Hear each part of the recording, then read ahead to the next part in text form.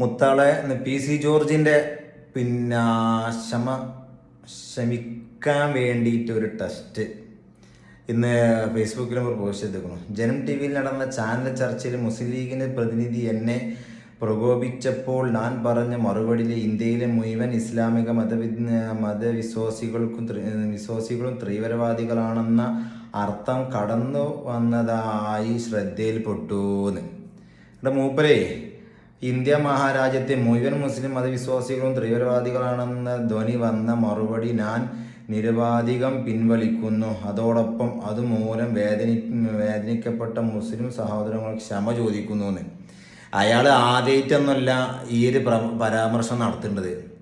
ഇനിയിപ്പോൾ അയാളെ പരാമർശം പോട്ടെ, ഇന്നിപ്പോൾ പിന്നെ ഇയാളെ പറ്റി എന്തെങ്കിലും ഒരു സർക്കാർ എന്തെങ്കിലും നടപടി എടുത്താൽ ഇന്നത്തെ വാർത്ത മീവം ബേബി ചെമ്മന്നൂരിൻ്റെ ബാക്കിലാണ്.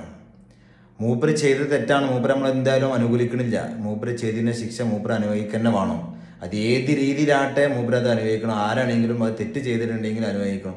ഇന്നിപ്പോൾ ഇന്നും ചർച്ച ഏതെങ്കിലും ഒരു മീഡിയ 24 ആട്ടെ എങ്ങനെ ജസ്റ്റ് എഴുതിക്കാട്ട് ഒരു വാർത്ത പറയുന്നല്ലാതെ ഏതെങ്കിലും ഈ സംബന്ധമായിട്ട് എന്തെങ്കിലും ഒരു ചർച്ച ഏതെങ്കിലും മീഡിയക്കാർ നടത്തിയോ?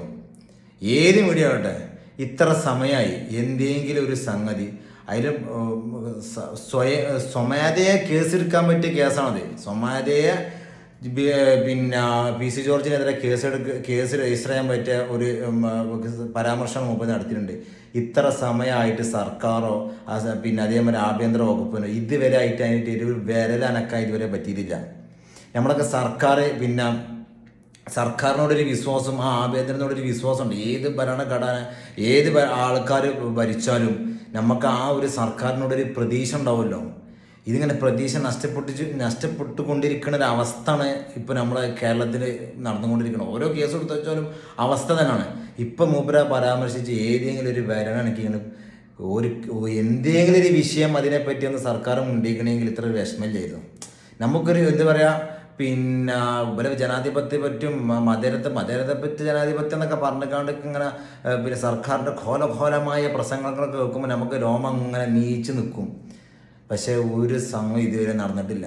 ഭയങ്കര വിഷമമുണ്ടാകും കാര്യത്തിൽ. കാരണം നമ്മളിനിപ്പോൾ ഏത് വിഷയമായാലും നമുക്ക് ആ സർക്കാരിനോട് നമുക്കൊരു പ്രതിസന്ധി ഘട്ടം ഏത് വിഷയമാണ് ഒരു പ്രതിസന്ധി ഘട്ടങ്ങൾ വരുമ്പോൾ നമ്മൾ കൂടുതലായിട്ട് ഊഞ്ഞു നോക്കൽ, ആ ഒരു കണ്ണ് വെക്കൽ, ആ ഒരു എന്താ പറയുക ആ സർക്കാരിന് മേലേക്കാരം ഒന്നും ഇതുവരെയായിട്ട് പിന്നെ നടന്നിട്ടില്ല എന്ന് മാത്രമല്ല, പിന്നെ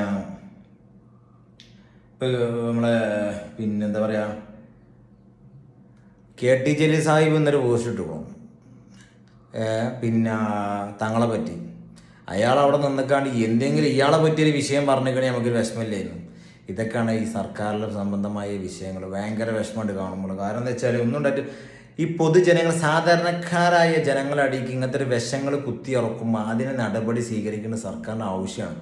കാരണം നമ്മളെ പോലത്തെ സാധാരണക്കാരുണ്ടാവും. ഇപ്പോൾ ഏത് മതത്തെപ്പറ്റി നമ്മളെ സഹോദര മതത്തിൽപ്പെട്ട ആൾക്കാർക്കും ഇതിങ്ങനെ ചാനലിങ്ങനെ വരുമ്പോഴേ ഉൾക്കൊള്ള വരും. നമ്മുടെ മനസ്സിലെന്താ വെച്ചാൽ അതിനൊരു എന്താ ഇതങ്ങനെ ശരിയാണോ ശരിയായിരിക്കുമോ? കാരണം ഇപ്പം മലപ്പുറം ജില്ലയിൽ ജനിച്ച് വളർന്ന ആൾക്കാർക്ക് സംബന്ധമായിട്ടും ഏത് മതസ്ഥക്കാർക്കും ആ ജില്ലയെ പറ്റി ഇപ്പം നമ്മൾ ഒരുപാട് കാര്യങ്ങൾ കണ്ടതാണ്. പോലീസ് ഉദ്യോഗസ്ഥ ജോലി, ടീച്ചർമാർ ജോലി ചെയ്ത് പോയത്, ഇവരൊക്കെ മലപ്പുറം ജില്ലയിൽ നല്ല രീതിയിൽ പിന്നെ അനുകൂലിച്ച് പ്രസംഗങ്ങളൊക്കെ നമ്മൾ സോഷ്യൽ മീഡിയ വന്നതാണ്.